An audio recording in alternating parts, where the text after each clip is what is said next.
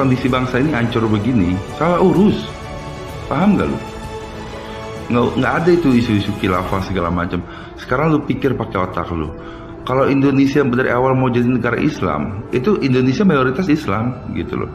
Justru dari awal itu semua sudah sepakat jadi satu negara kesatuan gitu loh. Jadi buat gua, kalau lu bilang lu apa sih naikin isu Habib Rizik Sihab mau jadi Indonesia negara Islam, lu udah baca belum? Lu udah dengar belum pidato dia? Jaga kesatuan. Gini loh bro, lu bisa segede gitu ya, dari kecil sampai lu segede gaban begitu, lu harusnya udah terbiasa dengerin orang sholat, assalamualaikum, karena lu hidup di mayoritas negara Islam gitu loh. Buat gue malah aneh tiba-tiba lu nongol di di medsos ngebakar foto HRS. Apa urusannya? HRS itu bukan pejabat gitu loh. Harusnya kalau lu mau komplain, lu komplain. Siapa yang salah urus negara ini sampai kayak begini? Goblok kok dipiara sih? Yang sesungguhnya Habib Rizik adalah seorang doktor dengan disertasi Pancasila. Tidak ada orang yang bisa menjelaskan Pancasila sebaik Habib. Tidak ada. Ada satu lagi yang Anda pasti terkejut. Habib Rizik. Oke. Habib Rizik kan dikenal begitu ganasnya. Iya. Itu bayangan orang. Tetapi kalau ketemu saya beda, Pak. Saya dirangkul. Saya disuruh main ke rumahnya. Saya pakai seperti ini, pakai blangkon, pakai kejawen. Kita Dan beliau tahu kalau Anda... Lihat, saya tahu, saya kejawen. Nah, terus tamu-tamu lain datang. Tamu lain datang, waktunya sholat. Habib Rizik mengatakan pada saya, maaf Pak Permadi, kita mau sholat berjamaah. Saya tahu Pak Permadi nggak sholat. Tunggu di kamar pribadi saya. Pak Permadi ditemani salah satu santri saya. Sampai nanti selesai, kita undang lagi. Nah, kita ngobrol berdua sama santrinya. Setelah selesai sholat, saya dipanggil, diajak ngobrol lagi. Nggak ada masalah. Habib Rizik yang dikenal begitu fanatik, begitu radikal, begitu revolusioner, nggak ada masalah dengan kepercayaan. Begitu bengis. Bahkan ketika itu ada seorang mu'alaf, seorang perempuan Kristen umur 16 tahun masuk Islam. Dia dibawa oleh ulamanya menghadap Habib Rizik, minta keputusan Habib Rizik, bagaimana nasib anak ini. Habib Rizik mengatakan, saya perlu saksi-saksi untuk menyaksikan peristiwa ini. 1, saksi perempuan, istri saya panggil. 2, Pak Permadi saya suruh menemani saya. Nah, ketika terjadi dialog, ulamanya mengatakan, Pak Habib, ini anak umur 16 menjadi Islam dari Kristen. Bagaimana enaknya? Sebelum saya memutuskan, saya minta istri saya. Istri menjawab, saya sama-sama perempuan. Tetapi saya juga istrinya Habib. Karena itu, saya persilakan Habib saja yang memutuskan. Saya akan menerima. Nah, terus Habib bilang, bagaimana Pak Permadi? Saya mengatakan, Habib, bagi saya, umur 16 itu belum dewasa. Dia belum bisa memutuskan sendiri. Karena itu, kalau dia menjadi Islam, harus ada izin dari orang tuanya. Tidak bisa sendiri. Habib bisa membatalkan, bisa menerima, terserah Habib. Tetapi, perempuan ini harus lapor kepada orang tuanya. Boleh atau tidak. Minta izin. Ya, untuk berpindah agama. Apa putusan Habib? Saya putuskan sesuai dengan saran Pak Permadi.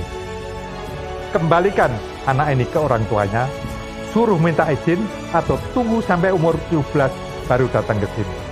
Loh, itu kan luar biasa sekali Habib Rizik yang dikenal begitu galak gitu ya. Tapi itu cuma menurut saya image saja. Yang sesungguhnya Habib Rizik adalah seorang doktor dengan disertasi Pancasila. Tidak ada orang yang bisa menjelaskan Pancasila sebaik Habib.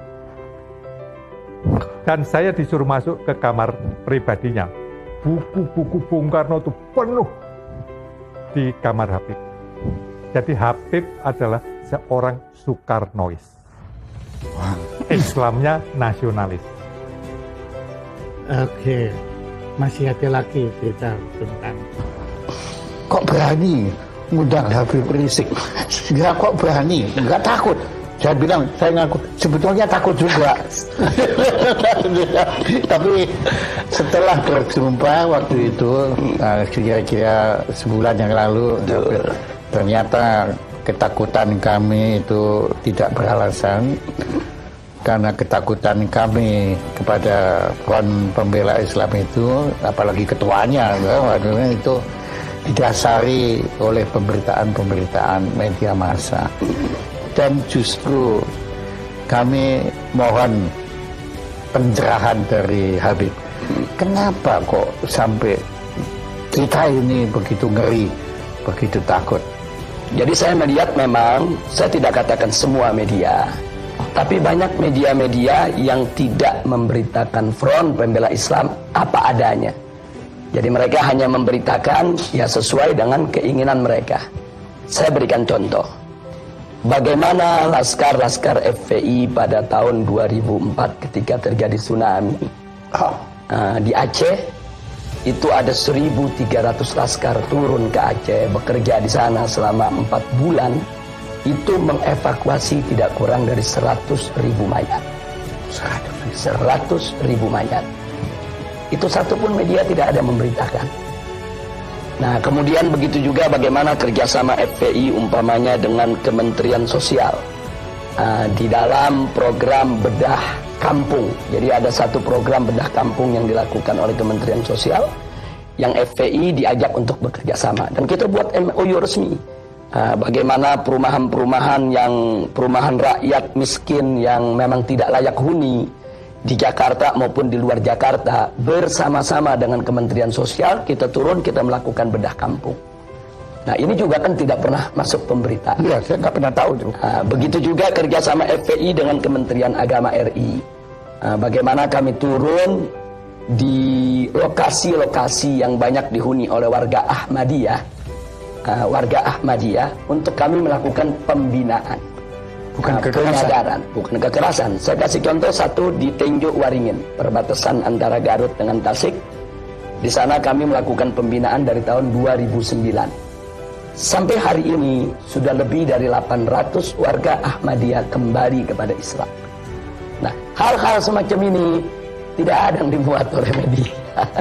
Jadi manakala ada suatu kejadian yang kebetulan katakanlah terjadi tindak kekerasan, nah kadang-kadang itu yang di blow up oleh media tanpa memberitakan tentang akar persoalannya. Nah, saya kasih contoh satu kejadian di tahun 2001. Itu ada kejadian di kota Jakarta ini, ada satu tempat pembinaan olahraga biliar yang dikelola oleh KONI pusat, tapi ternyata disalahgunakan oleh kelompok-kelompok masyarakat tertentu untuk ajang perjudian, penyebaran ekstasi, dan ajang prostitusi. Nah, kita sudah melakukan berbagai macam pendekatan ke KONI, ke Pemda DKI, laporkan ke polisi, sampai 2 tahun itu tidak ada tindakan, sementara masyarakat setempat sudah resah. Nah, ketika terjadi clash antara pengelola daripada kemaksiatan tadi dengan laskar FPI, akhirnya terjadi pengerusakan, dan itu sudah diadili. Laskar FPI yang melakukan pengerusakan pun sudah ditangkap, sudah diadili, sudah dipenjara. Tapi akhirnya tempat olahraga itu pun sampai saat ini tidak dijadikan tempat maksiat lagi. Jadi sampai di penjara berarti memang FPI ini tidak membenarkan kekerasan. Ya, kita tidak membenarkan kekerasan. Artinya kalau memang ada laskar kita yang bersalah, kita serahkan ke polisi, silakan diproses, silakan diadili, silakan dipenjara. Cuman yang memprihatinkannya Pak Jaya, peristiwa tersebut kan terjadi 2001. sebetulnya kan sudah clear, sudah masuk pengadilan. Tapi beberapa stasiun televisi sampai hari ini diulang-ulang terus itu pengerusakan. Jadi seolah-olah yang ada di benak bangsa Indonesia ya itulah KIP setiap hari. Ya. Dari segala pemberitaan yang sepihak itu, ya timbul juga kesan bahwa FPI ini sama sekali tidak punya toleransi beragama. Ya, itu kesannya. Ya. Nah, kemudian saya agak heran karena waktu saya berkunjung ke kediaman Habib, ternyata rumahnya Habib di sebelah gereja.